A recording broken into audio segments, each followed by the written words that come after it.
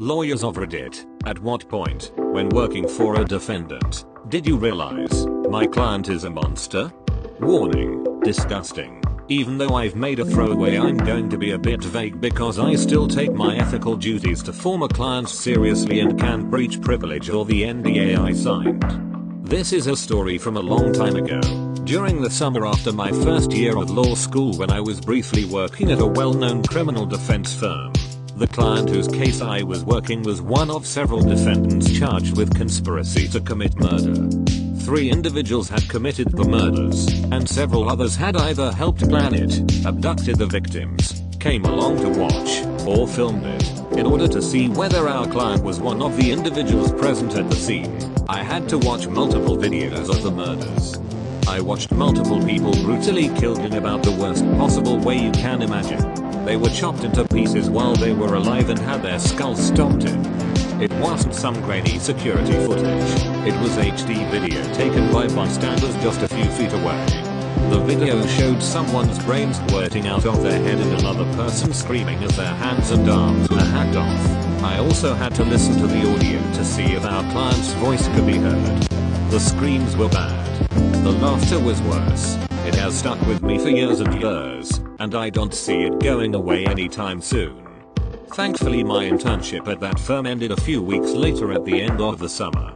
I never looked up the sentence in the case, and have no desire to. In our case, there was no presumption of innocence. The individuals involved had all taken pleas in hope that the prosecutors wouldn't seek the death penalty. The only thing that would change was whether our client would get the death penalty if he was present filming, or life in prison if we showed that he played a more minimal role. Working in criminal defense meant setting my judgment for people aside so that they could be afforded the rights guaranteed to them by the Constitution. I still did my job to the best of my ability, but I found myself lying awake at night for several weeks in a row, praying to every god that I knew that each of those motherfuckers involved would fry in the electric chair, and that someone would laugh at their screams too.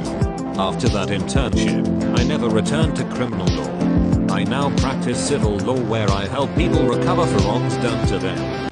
I kinda wish I hadn't read this. I listened to a 911 call where the victim's throat was slit while on the call by our client. I will never forget her gurgling and sounding like she was dying. Somehow she ultimately lived through this, saying, "He killed me. He killed me." I'm on the other side, but I've got a defendant who went to prison for starving 3 adopted children to the point that they needed weeks of hospitalization. Then got out of prison and married a guy with children so that she could start starving them, too.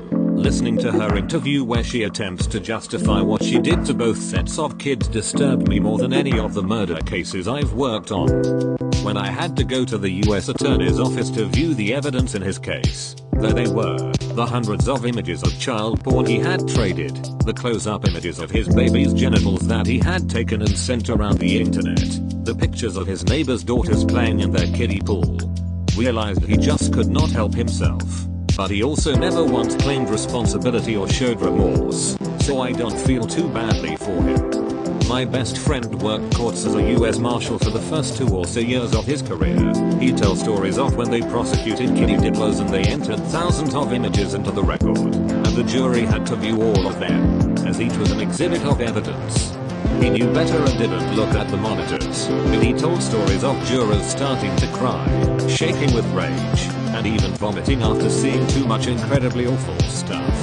The trials took forever because the jurors would have to take recesses to calm down. There are some messed up people in the world, man. I had a client who was accused of domestic violence. Essentially, he threw his girlfriend out of a 2nd-story window. Now he's got a terrible history, but so do a lot of my clients, and his attitude is a little entitled. Also typical. But he also knows the deal and wants a plea deal.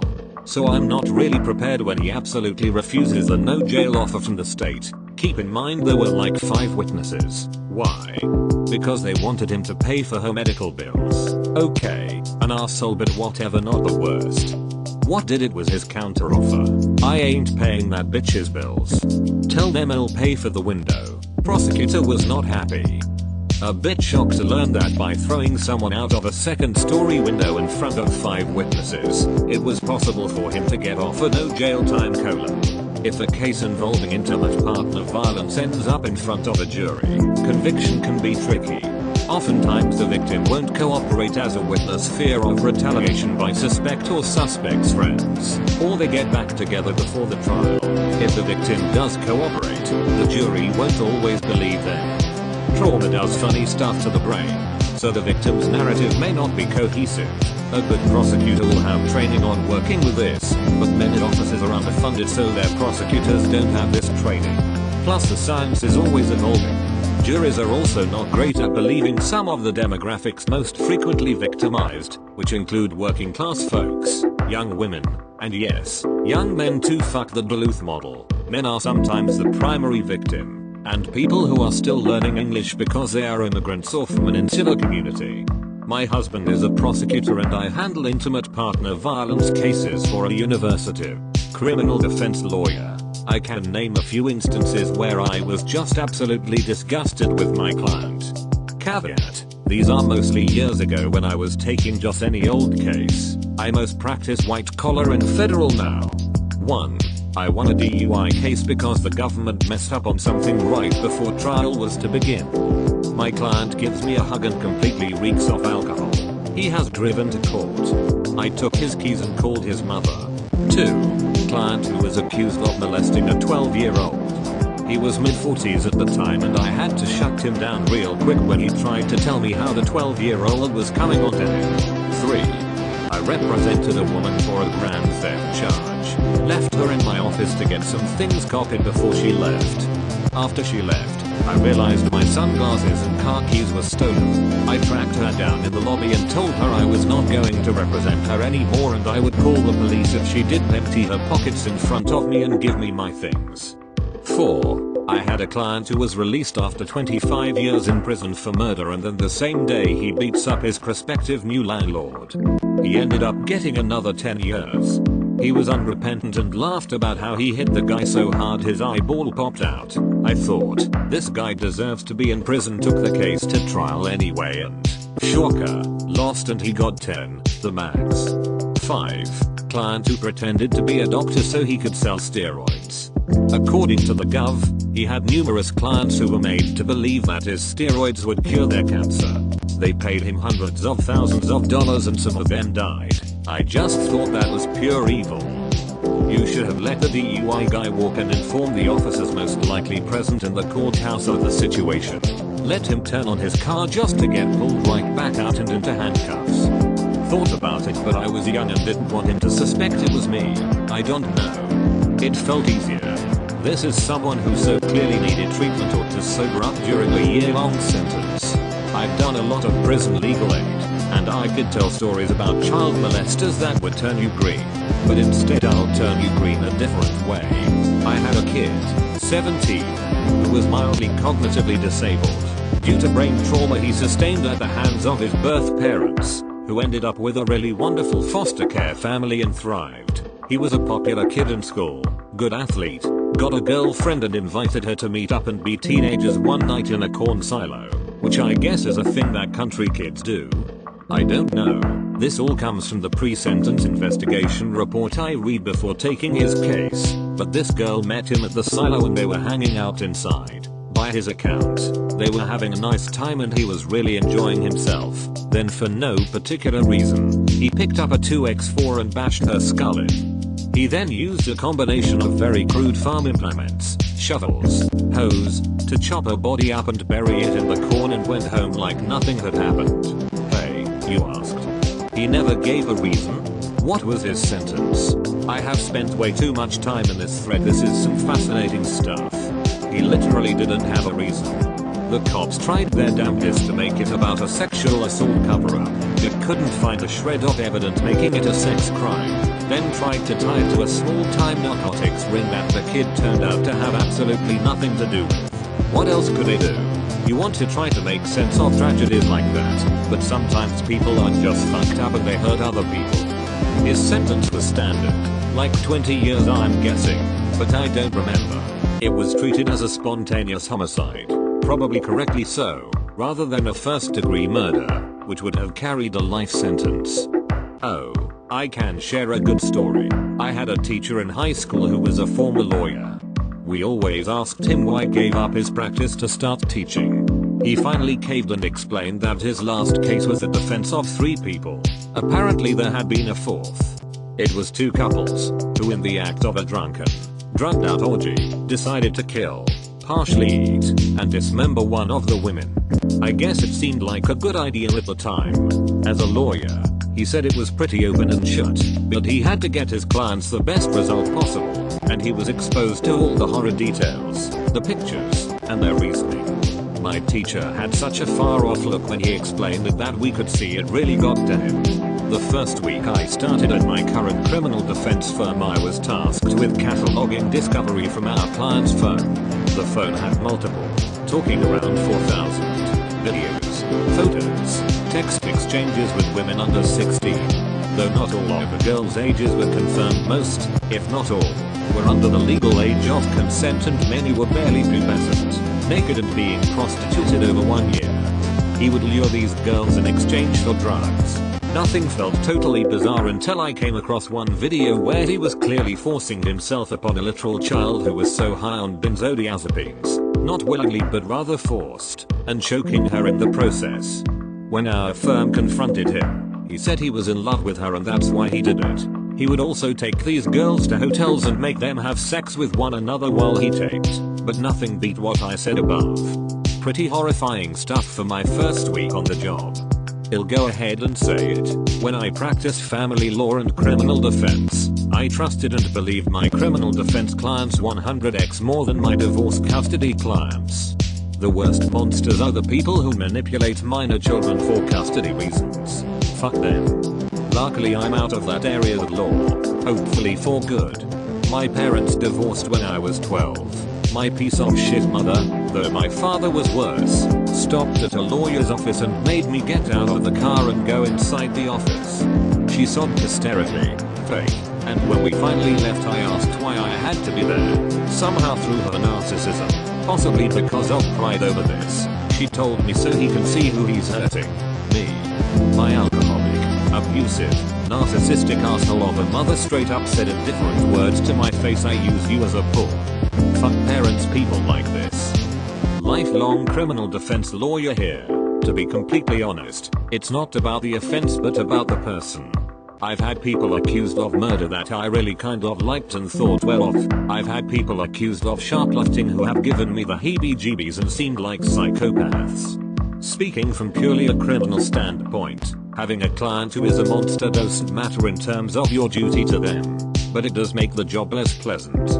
My worst clients have been people who are comfortable scamming others of their money. I used to work in the info administration side of corrections. I worked with databases to form reports, maintain statistics, and a bunch of other shit. On occasion we would have a lawyer come in and request something on a client from our system. One time I ran a background report for a PD on a client being held for being in possession of stolen goods. The guy was relatively young and it was his first charge. I said something to the effect of at least this will be straightforward and quick. He said yeah, but you haven't talked to this guy or read his psyche eval. If he hasn't already killed someone I will be surprised. If he hasn't killed someone in 5 years time I will be blown the fuck away. My general psychology professor worked for the state of Arkansas assessing criminals to see if they would qualify as criminally insane. He told us a story one time about a guy who would get glass shards and hide them underneath his skin presumably to use at a more opportune time.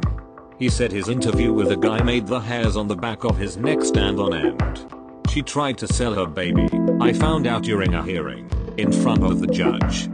Murder, robbery, and most crimes involve regular people who did or may have done something stupid due to alcohol or situations. But the client you keep an eye out are the ones charged with fraud and the like. Liars, cheats and all around shady people generally speaking. Even the gangs operate on a code of conduct.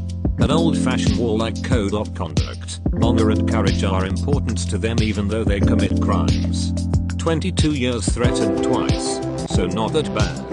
The real danger? Not in criminal law. It's family law. That's where people get really heated. It's personal. I'm a family law paralegal. We have cases where we hold our breath when opposing parties get served or final rulings come in just because emotions run so high. We occasionally do check-ins with our clients when we know they have an ex who is not in their right mind. I've been at this particular firm for 2.5 years and we've had 2 cases where one of the parties was killed. There are days when we lock the front door, go by appointment only and stay away from the windows. Family lawyer's scary shit. I once worked with a guy 25 years or so ago that other co-worker said his father was a divorce lawyer who was murdered by a client's ex-husband. I never asked him directly because it never came up and I didn't want to be intrusive. It was before the internet was so prevalent, so I couldn't Google it, but the story was the father was held hostage in his home before being murdered by the ex. Bless all of you willing to deal with that level of insanity. Family law attorney here. Yes. There's a saying that rings very true for me. If you want to see bad people on their best behavior, go to criminal court. If you want to see good people on their worst behavior, go to family court. Even then, it has a way of exposing the underlying rottenness in people that are otherwise good at covering it up. My mom is one and she told me a story. She was defending a man that was accused of killing his whole family with an axe and burned their bodies. Yep, he had 3 children, ages 3, 4 and 7 and a wife. My mom said she was afraid to talk to him because he just did not seem normal at all. She said that he was very freaky and that he would just stare at her for no reason for a long time. It still haunts her to this day. He got the death penalty and she was very happy. She didn't even care about the money. I am a lawyer for people on death row. Although some of my clients have been convicted of horrible, sometimes nightmare-inducing crimes, I honestly have never had the thought, oh, this person is a monster. What I am far more likely to think is, 1. How do I convince my child to never try meth because meth psychosis is fucking real and horrifying? Or 2. I am so lucky to have been born into a family where my parents weren't violent, drug addicted, mentally ill, all of the above. Or 3. Jesus Christ, how differently things may have turned out if my client had had access to mental health services on the outside. Or 4. Wow, this person who was completely dysfunctional on the outside has adapted really well to the structure that her institutional environment provides.